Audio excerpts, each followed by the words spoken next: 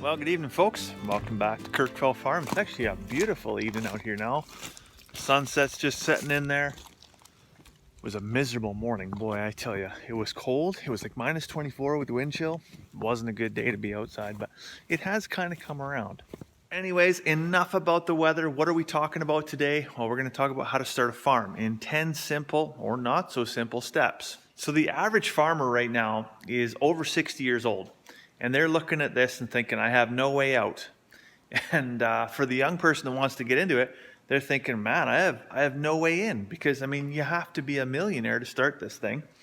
And, if you're trying to get out, you have to find another millionaire that's willing to take on all this work. Well, those two things are not conducive to actually transitioning from one generation to the next. Anyways, without giving too much away. So what separates the successful farmer from the not successful farmer when it comes to from the ground up kind of method here? Well, honestly, it's not expertise. A lot of it's discipline. And so that's what the next 10 steps are going to discuss a lot of. So let's get to it. Step one. Approach it as a business. So yes, it might be a dream, but when you're going to make it a reality, you have to be disciplined. You have to treat it as a business. It means doing a lot of the math up front.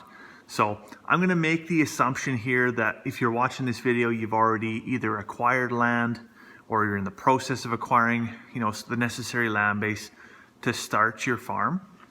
Now, the costs associated with that are going to be, should be very clearly defined by your bank, your real estate agent, your lawyer, perhaps all three even. The thing is, what you need to know is, how are your monthly expenses going to change, right? Everything you think you know about budgeting when you're coming from an urban setting into a rural setting is very different. Rural living, and especially farming, is going to present quite a significant change in the way that your money works, and it's going to present a lot of unique financial challenges as well.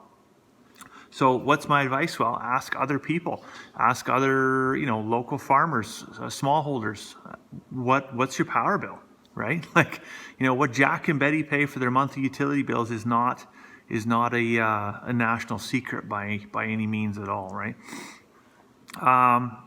Other than that, so if you're not purchasing an already established farm, so like what we did here, we bought farm land, but it wasn't a farm, it was just a field, right? So you're going to need some infrastructure. So the big thing there is keep it on scale. So yes, you want to think for the future, but you don't want to build something that's 3 times bigger than what you can afford, right? So keep it on scale, keep it within budget, and look for things like agricultural grants. So we were able to get grants for some of our utilities. So our power line, that was huge. Like the power line, we literally have one pole coming off the road, and it was going to cost us, I think, $15,500 for one power pole and a line coming off the road. And we got a grant for like $14,000. So we saved like a huge amount of money. Same with our water well. So we got a water well grant through the province for access, like water access for livestock. And so that was immensely helpful. All right, so the second thing, write it down. You've always heard the old adage, if you didn't write it down, it didn't happen. Well, trust me, if you don't write it down, it certainly won't happen. So there's 3 things you want to write down, right? What are your dreams? What are your goals? And what are your objectives? So your dreams, that's the end game, not the pre-game, that's the end game. That's where you want to get to. Your goals, they're generally, they're the milestones that they kind of give you the insight as to where you're at, how far you've come, how far you've still got yet to go. But it's the objectives. The objectives is what trips so many people up, right? They go right to the accomplishment and they don't think about how they're going to get there, right? And that's what the objective is the very specific thing, the specific action that you're going to take that gets you to accomplishing that goal. And each goal helps you climb another ladder or another rung on the ladder to accomplish your dream, right? So, goal number 1 should, and you're probably watching television right now when you're watching this, but I'm going to tell you right now, stop watching television for entertainment. That's literally taken hours and hours and hours of your time, of what could be productive time, and just flushing it down the toilet, right? Step 2, is learn to stay home. So that's I think a big challenge for a lot of folks coming out of an urban setting into a rural setting is that they're used to that social dynamic, living and having amenities and being able to go out for a meal or go visit friends. Honestly, if you're rural and you're starting a farm, the minute you leave home, two things are going to happen. One of your animals is going to die and one of your crops is going to fail. That's just the long and short of it, right? So, and the third thing that happens, is honestly you spend money that you haven't made yet. So learn to stay home. Pretty important.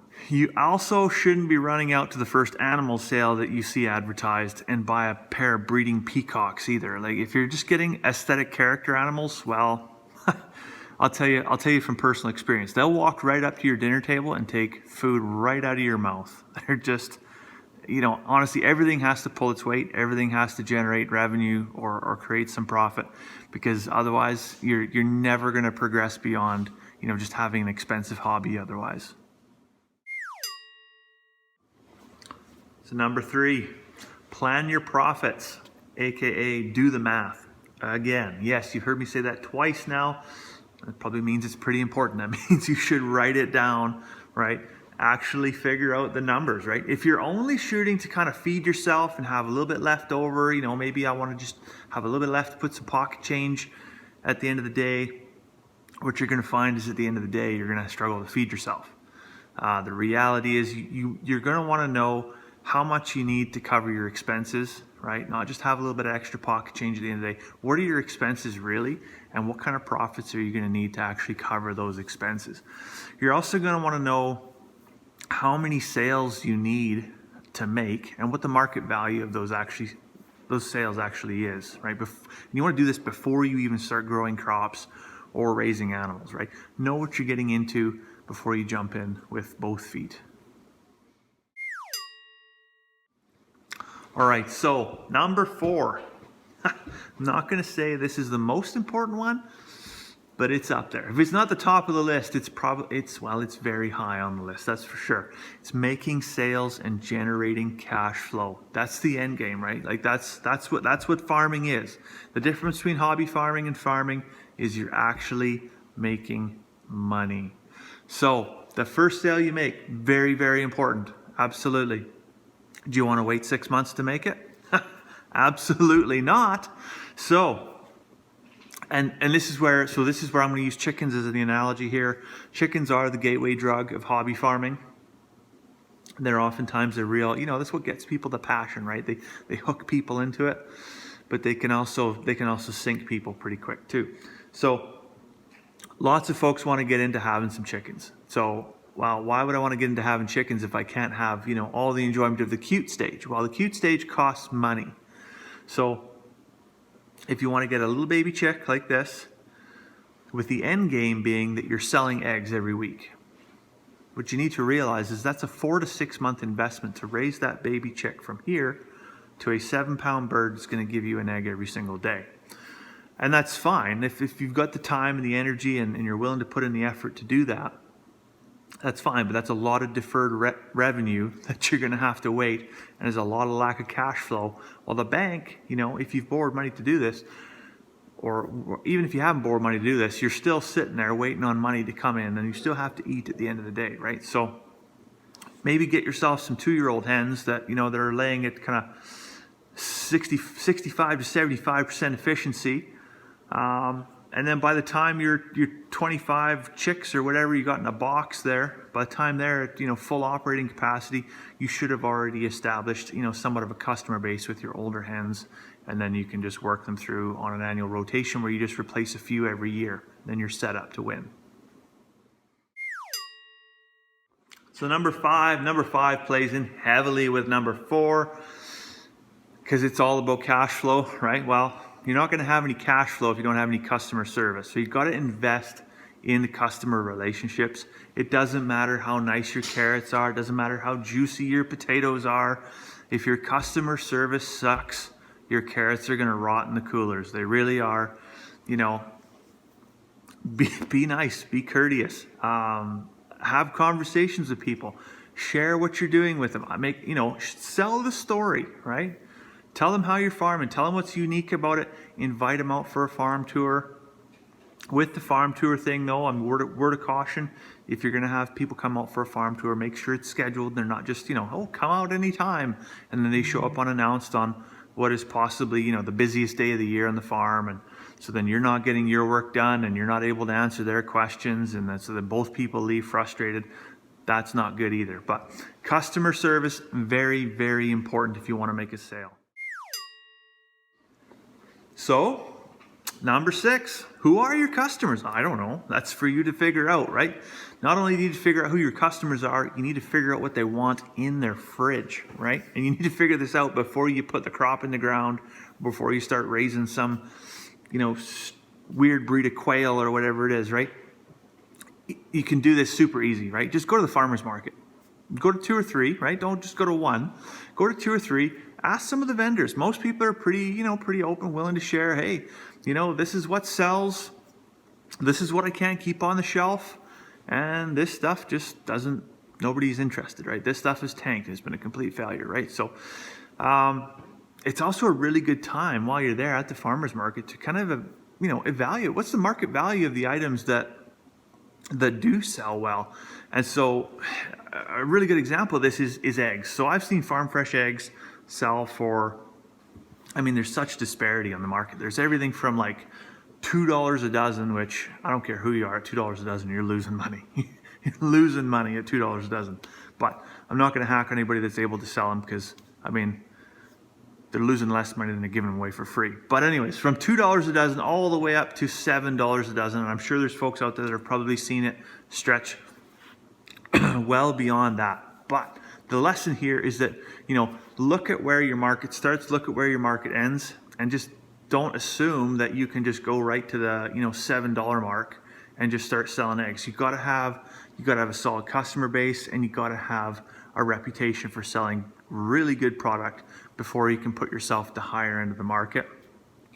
Just be conscientious of the fact that you don't want to go on the obverse side where you're underselling your product and yeah, you're just losing less money. That's not the end game. You want to turn a profit. Number seven is a short one. It's really, really easy. Just start small and expand with the demand, right? So again, you just don't want to build something that's, build an empire before you've got a country to base it out of, essentially. If you go out and plant 40 acres of turnips before you have, established a market foothold, you're going to find yourself eating turnips for breakfast, lunch, and dinner. And I don't know if you know this, but turnips taste like ass, so just don't be an idiot. Okay, so number 8. Now this goes against some of the dialogue out there, and I'm going to challenge some people on this one. I'm going to say get really good at one thing before you get into the next venture. So there's a lot of resilience and strength in diversity. Don't get me wrong, but there's also, if you're trying to carry 7 different baskets on unfamiliar ground, it's just as risky as putting all your stuff in one basket.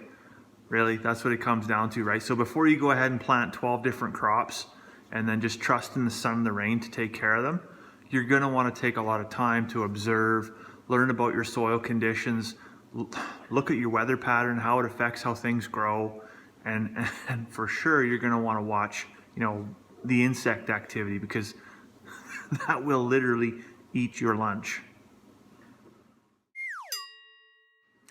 Number 9, I've said it before and I'm going to say it again. Do the math again. So keep track of everything.